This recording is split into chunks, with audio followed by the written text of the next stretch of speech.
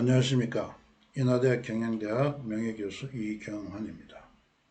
오늘은 파워순환 패러다임과 완전 자아 실현의 사회변동 그 두 번째 시간입니다. 두 번째 주제는 파워순환 패러다임과 완전 자아 실현의 사회에 대해서 여러분과 함께 공부하기로 하겠습니다.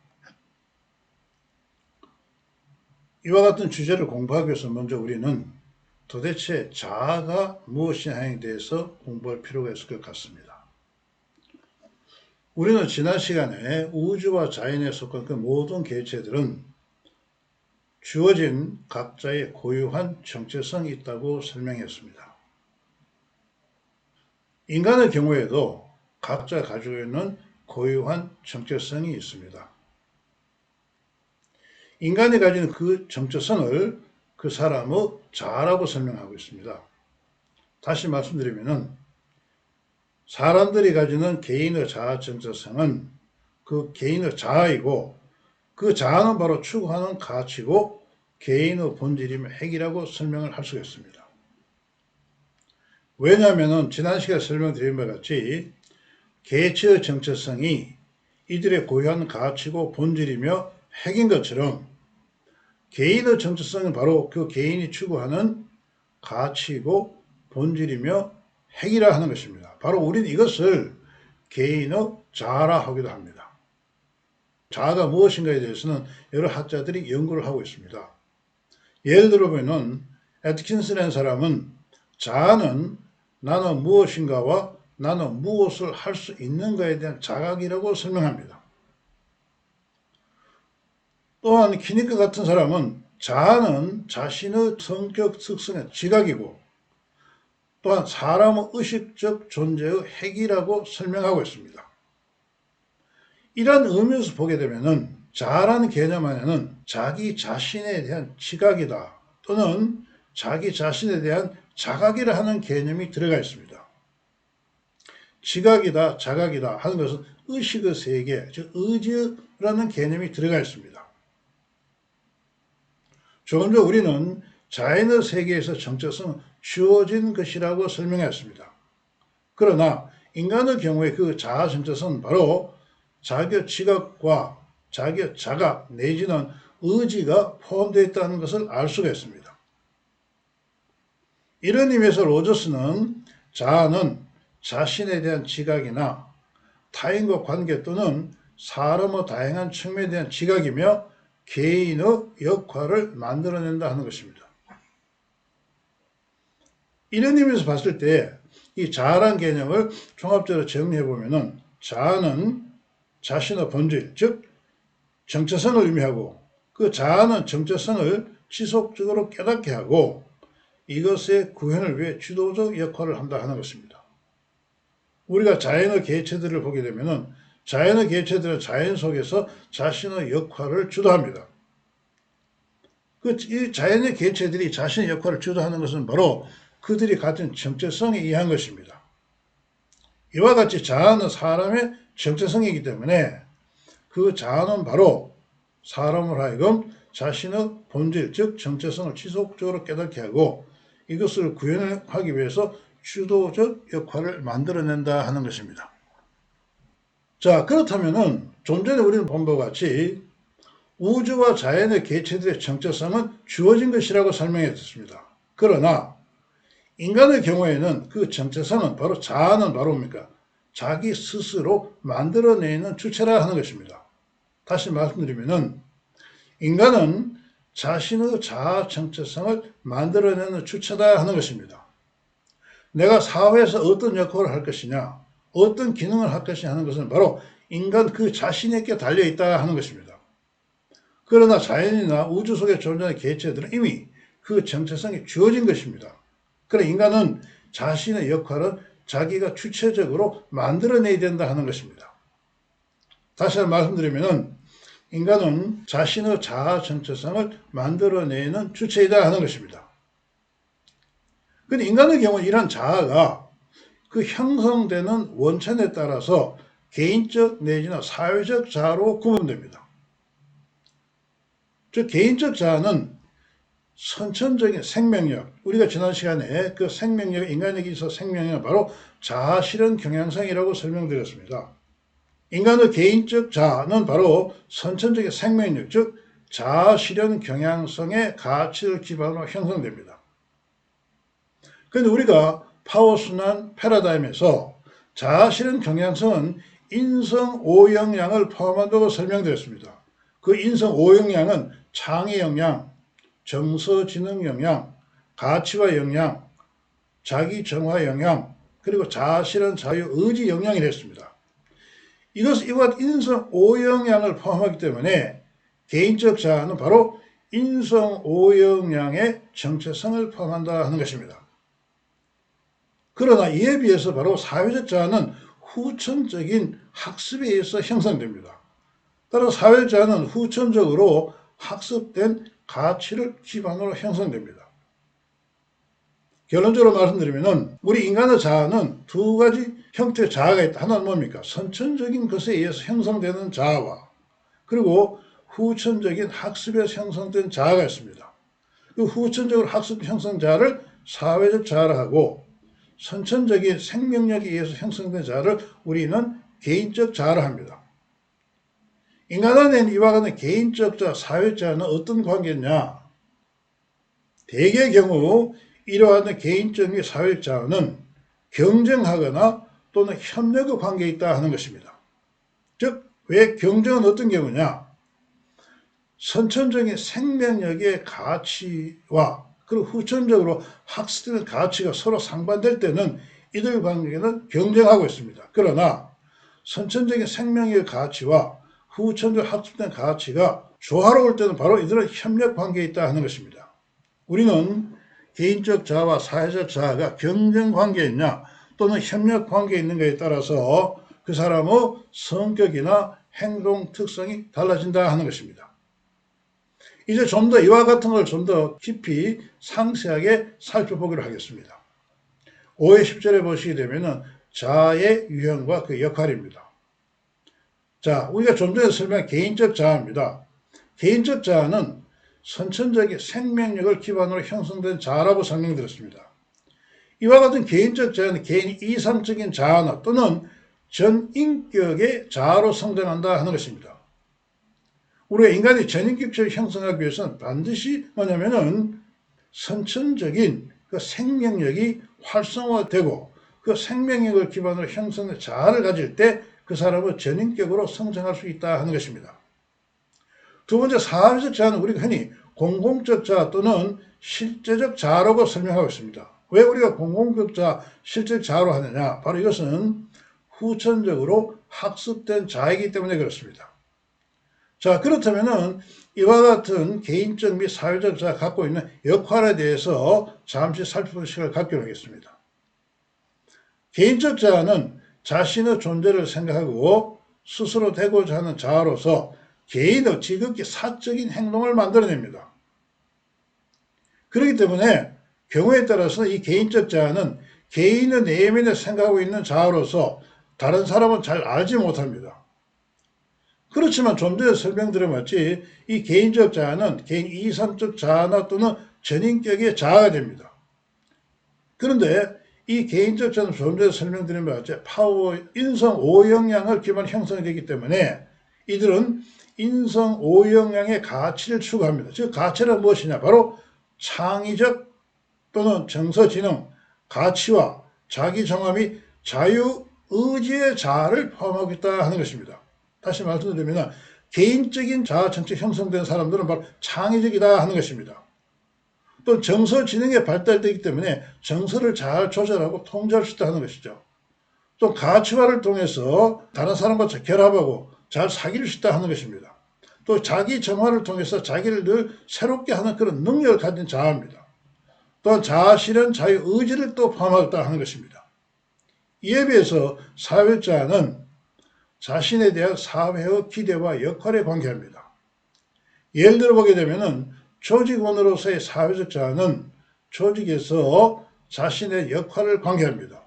자, 내가 회사에 가서 우리 회사가 이걸 나에게 원하기 때문에 이와 같은 일을 잘 해야 된다고 할 사람들은 바로 뭐냐면 사회적 자아를 의미합니다.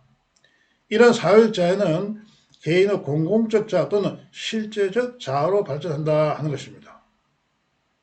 좀 전에 말씀드린 것처럼 이런 사회적 자아는 바로 학습된 가치를 추구합니다.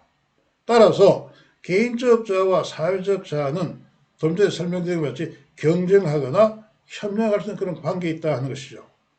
왜 그러냐면은 우리가 개인적 자아가 있는 가치, 즉 인성 오영양의 가치를 후천적으로 학습되었다면은 이런 사람의 경우에는 개인적 자아와 사회적 자아가 바로 협력 관계에 있습니다. 그러나 이와 같이 사회적 자아에서 즉 후천적으로 학습된 관계에 있어서 창의성이나 정서 진행이나 가치화나 자기 정화나 자아 실현 자유 의지를 학습하지 못했다면은 이런 사람들의 사회적 자아는 바로 그 사람의 개인적 자아와 경쟁 관계 또는 갈등 관계에 있게 된다 하는 것입니다. 이와 같은 자아 정체성은 바로 인간에게 어떤 행동을 만들어낼 것이냐 하는 것입니다. 이제 그에 대해서 5회 11절에 잠시 살펴보기로 하였습니다. 자, 자아 정체성은 욕구에 의해서 형성되지만 형성된 정체성은 욕구를 끄집어내어 정체성 구현을 위해 주도적 역할을 한다 하는 것입니다. 자, 이 말은 상당히 어렵게 지금 쓰여져 있습니다.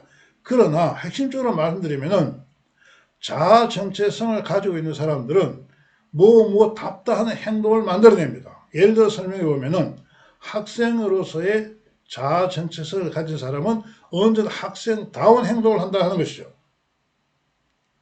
또 선생님으로서 정체성을 가진 사람은 항상 선생님다운 행동을 합니다. 사업가로서 정체성을 가진 사람은 사업가다운 행동을 한다 하는 것이죠. 따라서 이와 같은 정체성은 바로 엘릭슨의 의견을 들어보면 엘릭슨은 정체성은 동일성과 포용성 및 전체성으로 특징된다 하는 것입니다. 여기서 말하는 동일성은 어떤 의미를 가지고 있냐면 정체성은 항상 같은 동일한 그런 행동을 나타낸다 하는 것입니다. 포용성은 또 뭐냐면은 사람들은 다양한 정체성을 가지고 있지만도 그 하나의 종합적으로 나타난다 하는 것을 의미로서 정체성입니다. 그래서 포용성은 종합적으로 전체를 파악하려 하는 의미로서 정체성을 뜻한다고 에릭슨은 설명하고 있습니다. 전체성은 또 뭘 하면은 있어야 할 모습이 내면해낸 자아로서의 정체성을 의미합니다. 다시 말씀드리면은 이러한 자아 정체성이 잘 개발된 사람은 개인으로서 동일한 행동을 나타내지만 늘 통일되고 안정된 행동을 보일 뿐만 아니라 다른 사람과 잘 포용할 수 있는 그런 행동을 나타낸다 하는 것입니다.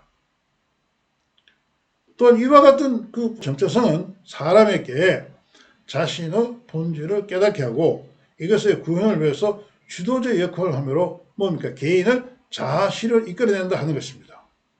결론적으로 설명드리면 인간이 가진 자아 정체성은 개인을 자기답게 한다 하는 것입니다. 자아 정체성이 이와 같이 다운 행동을 만들어내기 때문에 그것이 바로 자아 실현으로 나타난다 하는 것입니다. 자아 실현이라는 것은 자아가 지향하는 목적을 달성하는 것을 자아 실현이라 합니다. 즉 자아 실현은 자아가 추구하는 가치나 목적을 성취하는 것이다 하는 것입니다. 이런 자아 실현에 대해서 메슬로나 로저스가 자아 실현에 대한 정의와 개념을 설명하고 있습니다. 이들의 개념을 잠시 소개해 보기로 하겠습니다. 메슬로에 의하면 자아 실현은 사람의 고유한 가능성의 개발과 충분한 구현에 있다고 설명하고 있습니다. 또 로저스는 바로 자아 실현은 개인의 잠재적 능력을 모두 개발하고 자신이 되고자 하는 것에서 최선의 것을 이루는 것이다. 이게 설명하고 있습니다. 어쨌든 간에 이 두 사람만 자아 실현은 결국은 자아가 지향하는 목적을 달성한다 하는 것입니다. 이런 의미에서 우리가 좀 더 살펴보게 되면 자아는 개인의 본질이므로 자아 실현하는 것은 자신의 본질로 가는 그런 프로세스라고 설명하고 있습니다. 즉 이것은 바로 우리의 자아는 항상 무엇이냐면 자기의 본질을 깨닫게 하고 사람을 하여금 이것을 구현을 위해서 주도적 역할을 합니다. 따라서 자아 정체성이 개발된 사람은 자기가 자아를 실현하기 위한 행동을 계속 지속적으로 추구합니다. 이런 사람들은 자신의 삶에서 자기의 목적을 이루어가는 그런 삶을 누릴 수가 있습니다. 이런 자아 실현은 우리가 자아 유행에 따라서 크게 네 가지로 구분할 수가 있다 하는 것입니다. 첫째 하나 뭐냐면 개인적 자아 실현, 그 다음에 사회적 자아 실현, 완전 자아 실현, 잠재적 자아 실현, 이와 같이 네 가지 유형의 자아 실현을 알 수가 있습니다. 개인적 자아 실현은 어쩌면 개인적 자아가 지향하는 것을 실현하는 것을 의미합니다. 사회적 자아 실현은 사회적 자아가 지향하는 목적을 달성하는 것이고, 완전 자아 실현은 개인적 및 사회적 자아 모두의 목적을 달성하는 것입니다. 잠재적 자아 실현은 개인적 및 사회적 자아 모두 목적을 달성하지 못한 경우입니다. 그럼 어떤 경우에 이와 같은 네 가지 유형의 자아 실현이 나타날 것이냐 하는 것입니다. 그 내용을 보게 되면은 개인적 자아 실현은 개인적 및 사회적 자아가 경쟁 관계에 있으면서 개인적 자아 영향이 클 때가 그와 같은 행동이 일어난다 하는 것입니다. 사회적 자아 실현은 개인적 및 사회적 자아 경쟁 관계에 있고 사회적 자아 영향력이 클 때 사회적 자아 실현으로 나아갑니다. 완전 자아 실현은 개인적 및 사회적 자아가 조화로울 때 바로 개인적 및 사회적 자아 모두 목적을 달성합니다. 잠재적 자아 실현은 뭐냐면은 개인적 및 사회적 자아 형성이 미흡하거나 개인적 및 사회적 자아가 갈등 관계에 있을 때를 의미하는 것입니다. 자, 이런 경우에 개인적과 사회적 완전 잠재적 자아 실현에 따라서 그 사람의 성취 동조가 다르다 하는 것입니다. 우리의 연구에 의하면 개인적 자아와 사회적 자아 실현은 그 사람이 속한 인구 통계적 수준에서 평균 이상의 성취를 하게 된다 하는 것입니다. 그러나 완전 자아 실현의 경우는 인구 통계적 평균보다 더 큰 성취를 한다 하는 것입니다. 잠재적 자아 실현의 경우에는 인구 통계적 평균 미만의 성취를 하게 된다 하는 것입니다. 그림 5-1을 보시게 되면 가로축을 개인적 자아 성장이고 종축을 사회적 자아 성장이라 하게 되면 첫 번째 보면은 완전 자아 실현을 의미하는 것이고, 두 번째 보면은 사회적 자아가 보다 크기 때문에 사회적 자아 실현을 하는 것이고, 세 번째 보면은 개인적 자아가 영향이 크기 때문에 개인적 자아 실현 영역입니다.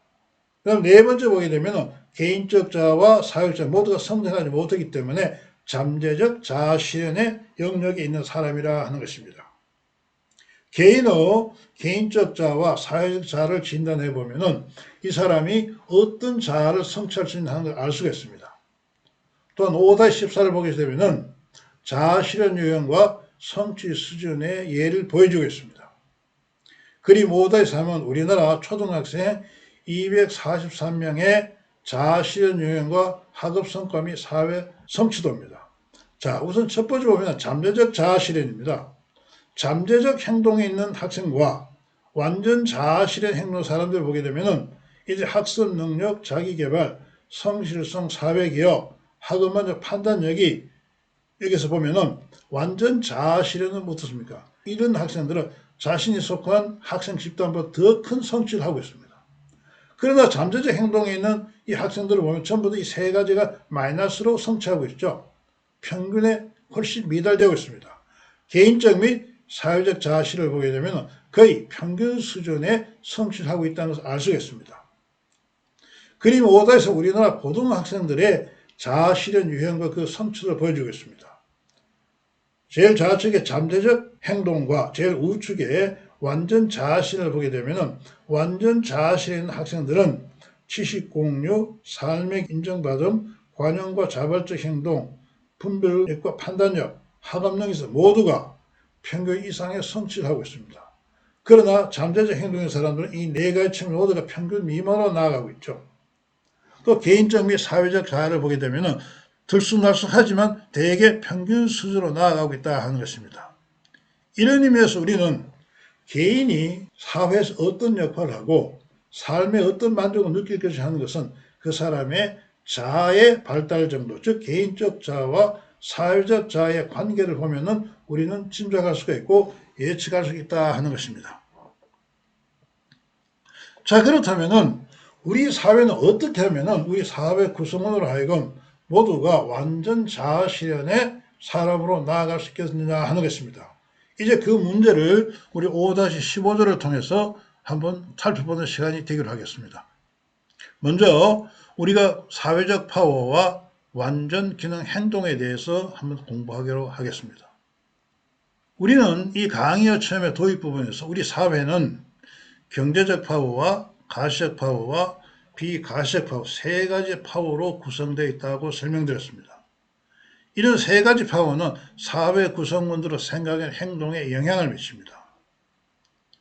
그렇지만 이 세 가지 파워는 사회 구성원들의 생각에 행동에 영향을 미치는데 그 내용과 특성에는 각각 다 다릅니다. 자, 그 내용을 살펴보시게 되면은 비가시적 파워입니다. 지난 시간 우리가 설명할 때 사회의 비가시적 파워는 사람을 하여가 자발적이거나 자율적 행동을 만들어낸다고 설명드렸습니다. 자, 이와 같은 자발적이나 자율적 행동은 바로 인간의 생명력을 활성화시킨다 하는 것입니다. 우리가 우주 속에서 우주의 생명이 활성화되면 우주는 완전 기능한 행동으로 나아간다고 설명했습니다. 이와 같이 인간의 생명이 활성화되면 우리 인간도 완전 기능하는 행동으로 나아갑니다. 따라서 사회의 비가시적 파워는 바로 인간으로 하여금 자발적, 자율적 행동을 만드는데 이것은 바로 인간의 생명을 활성화시킵니다. 따라서 사회 비가시적 파워는 바로 그 구성원을 하여금 완전 기능 행동을 만들어내기 때문에 우리는 사회 비가시적 파워를 그 사회의 생명력이라 하는 것입니다. 이에 비해서 가시적 내 경제적 파워는 뭐냐 하게 되면은 가시적 내 경제적 파워는 명시적이거나 강제적으로 행동을 유발합니다. 예를 들어서 우리 사회는 제도라든가 또는 어떤 특정의 법률은 강제적으로 행동을 만들어냅니다. 이와 같은 명시적이나 강제적 행동은 인간의 생명의 활성화를 저해하기 때문에 불완전 행동을 유발합니다. 우리 사회가 비가시적 파워보다는 가시적이나 경제적 파워를 보다 더 중요시한다면 우리 사회 구성원들은 불완전 기능 행동으로 나아갈 것입니다. 이와 같은 경우에 우리는 완전 기능 행동하지도 못하고 자아 실현으로 나아가기 어렵다 하는 것입니다. 이런 경우에 어떻게 하면 좋겠느냐? 바로 생명력의 가치를 만족하는 가시적 내지 경제적 파워는 완전 기능 행동을 유발합니다. 또한 가치화를 기반으로 창출된 가시적 내지 경제적 파워는 행동의 가치화를 유발합니다. 그런 의미에서 우리는 우리의 가시적 내지 경제적 파워들이 바로 이 생명의 가치를 만족하고 있는가 또는 가치를 만족하고 있는가를 살펴볼 필요가 있습니다. 만약 우리 사회를 구성하고 있는 가시적 내지 경제적 파워가 생명의 가치나 가치화를 기반으로 창출되어 있다면 우리 사회는 바로 완전 기능하는 그런 사회로 나아갈 것입니다. 자, 결론적으로 말씀드리면 우리 사회의 생명력이 활성화된다면 우리 사회도 완전 자아실현으로 사회에 나아갈 수 있다 하는 것입니다. 왜냐하면 우주와 자연의 생명력은 우주와 자연의 완전 기능과 완전 결합을 유발합니다. 좀 전에 설명 보신 바와 같이 사회의 비가시적 파워는 사회의 생명력으로서 그 구성원의 생명을 활성화하여 완전 기능 사회를 만들어냅니다. 또 생명의 가치를 만족하는 사회의 경제적 내지 가시적 파워는 구성원들에게 완전 기능 행동을 유발하고 가치화를 기반으로 창출된 가시적 내지 경제적 파워는 행동의 가치화를 유발합니다. 따라서 생명의 가치를 만족시키거나 가치화를 기반으로 창출된 사회적 파워는 사회를 파워의 비함조건으로 자유롭게 해서 완전 자아실현의 사회를 구현합니다.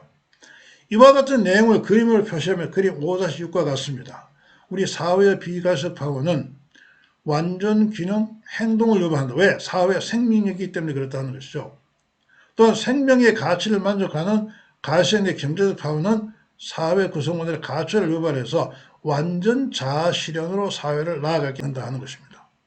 자, 결론적으로 생명력의 가치를 만족시키는 사회적 파워로 구성된 사회는 완전 자아 실현으로 나아간다 하는 것입니다. 자, 그렇다면 우리나라의 사회가 진정 생명력의 가치를 만족시키는 그런 사회인가를 여러분과 다시 한번 생각할 필요가 있다 하는 것입니다. 만약에 우리 사회가 생명의 가치를 만족시키지 못한다면 우리 사회는 불완전한 그런 사회가 될 것이다 하는 것입니다.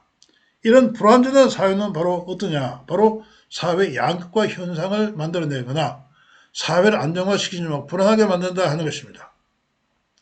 자, 그래서 우리는 이러한 바로 완전 사회로 나아가기 위해서는 뭐가 필요할 것이냐? 우주와 자연의 엔트로피가 바로 불완전한 기능을 만들어내듯이 우리가 사회에 속한 사회적 엔트로피를 제거할 경우 우리는 바로 상생과 협력의 사회로 나아갈 수 있다 하는 것입니다.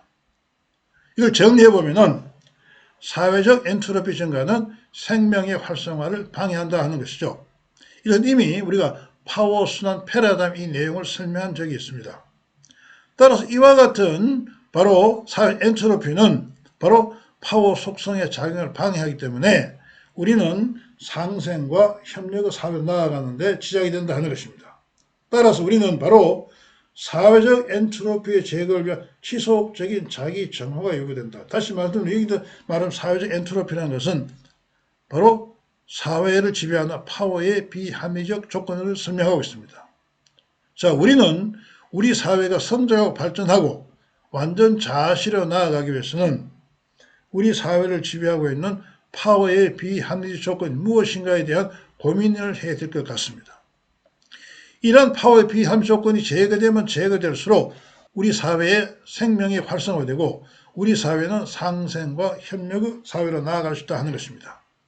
이것을 정리해보면 5-8에 보시게 되면은 그림 5-7에 보시게 되면 이건 바로 우리가 지금까지 설명했던 파워순환 패러다임에 관한 모형을 다시 한번 보여주고 있습니다.